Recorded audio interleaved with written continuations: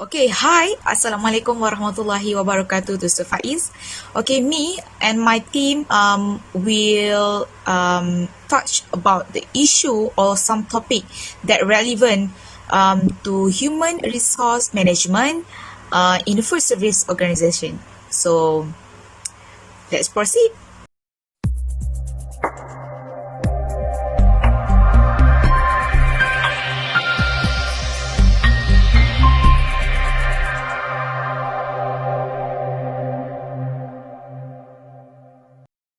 Okay, as our topic is a discrimination in food service organization, in this title there are two terms, which is discrimination and food service organization. So what are they actually? Okay, as for discrimination, it is defined as the unfair or prejudicial treatment of peoples and group based on the characteristics such as gender, age, race, okay, and also sex orientation. Okay, while for food service organization, it's a system which giving important consideration to customer, food nutrients, balanced menus on affordable prices, about the good service, okay, facility, and also sanitation. Okay, so what is actually discrimination in food service organization?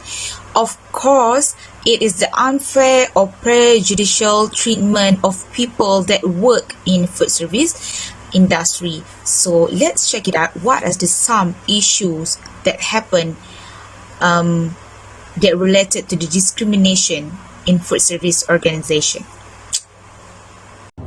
The first discrimination that usually happen in food service organization is discriminations toward gender. Gender discrimination means a situation in which someone is treated less according to their sex. This can be seen through the position of each gender in the food service organization. Women workers are often placed in jobs with lower status compared to men who are usually in higher level of position at the workplace. They are also tend to hire men due to having some characteristic they want, resulting in gender discriminations. Next, I will talk about the factors influence gender discrimination. First things first is about the unequal pay. Unequal pay is the pay gap between women and men for the same amount and similar nature of work. Women are usually placed in lower paying jobs, hence the reason for the gender pay gap. Second factor is performance management. As we know, activities that may be included and carried out during the performance management process, such as training, feedback, and coaching, may not have taken into account the existence of unconscious gender bias toward women, rendering such activities ineffective and hindering women's progression in organization that leaving women negatively impacted. Last but not least is sexual harassment. About 56% of Malaysian women indicated that they have experienced some form of gender discrimination at workplace, especially with sexual harassment from comment regarding them with marital status or being passed on for promotion or training opportunities. This also always can happen in food service industry. For the next is description interview. Interview is a process that allows an employer to evaluate prospective employees for prospective employment with a company, organization, or firm. In this process, the employer hopes to determine whether or not the applicant is suitable for the role. If in food service qualification, knowledge of food handling and skill are emphasized. In Malaysia, if we want to apply for a job or position, the interview process is usually conducted to ensure that an individual is qualified or not based on the position or job offer. However, discrimination during interview often occurs so that the number of employees is increased in Malaysia, especially against fresh graduate. On March 7, 2019, Multimedia Istawana realized news about Indian graduates and valid women begin our process difficult to interview. This is because of the occurrence of ethnic discrimination during the interview.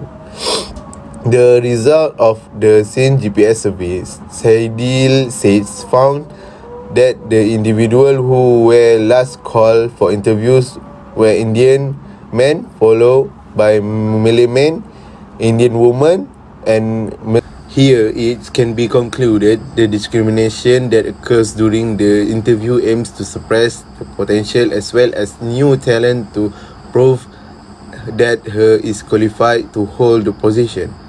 The selective attitude of employer in choosing employees without assessing the real potential in their organization will have a negative impact and perception on a company. In food service qualification, food handling knowledge and skill required a large and high level of skill and knowledge. If this interview discrimination is used without assessing the real potential of course, a company will fail to find good and quality employees.